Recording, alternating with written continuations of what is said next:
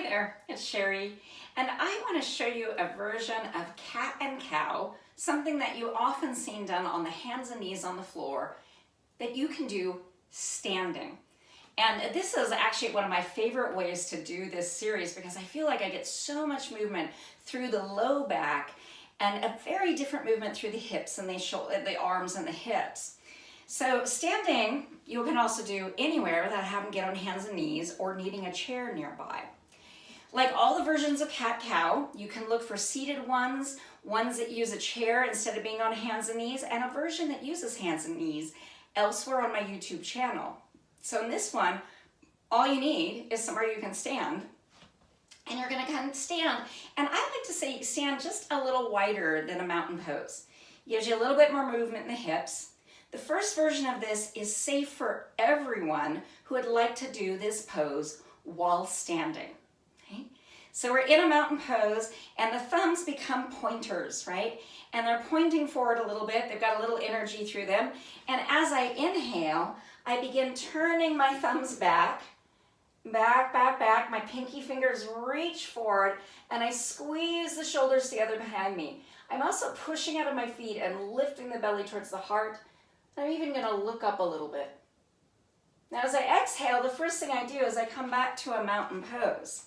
Then I begin turning the thumbs inward. Pinkies go towards the front, hands go out. And as I do, I squeeze those shoulders forward. I tuck my tailbone under a little bit and I tuck my chin down. Right? And I open up the back body. Inhale. I come back to a mountain pose, I take the thumbs back, I lift the belly, push out of the feet, open the front body. Exhale, mountain pose again, turn the thumbs in, squeeze the shoulders forward, tuck the chin down. Open up that upper back. Inhale, open up the front, lift. Exhale, open up the back.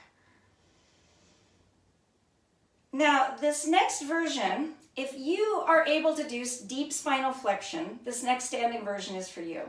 However, if you have any low bone density issues, particularly osteopenia or osteoporosis, you are going to stay doing the version I just showed you. If you don't have any of those issues or any other spinal injury that says you should not be in spinal flexion, then this second variation is for you. Right? So if you have any question about that, you should be checking with like your physician assistant, your nurse practitioner you work with, or your doctor to find out if spinal flexion, particularly loaded spinal flexion, is bad for your health. And if it is, you stick with this exhale, right? See that long back recreating, my belly's tucked in. We all do the same inhale. Inhale, mountain pose, turn those thumbs back, squeeze the shoulders together and lift up the chest.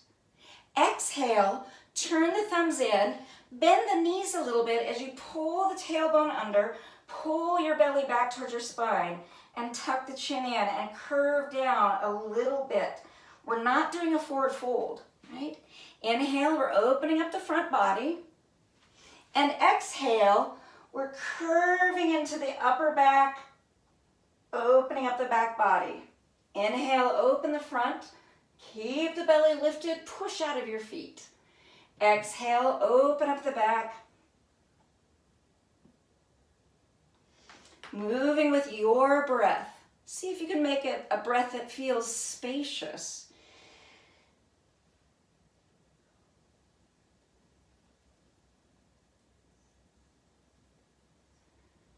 And then after you've done a few of these, maybe have a little wiggle all over, your own private hokey pokey, shake it all about, and then perhaps you're ready now to move into more yoga shapes or just move on with your day or even head on to bed because you just needed to get that upper back and chest moving a bit before you rested.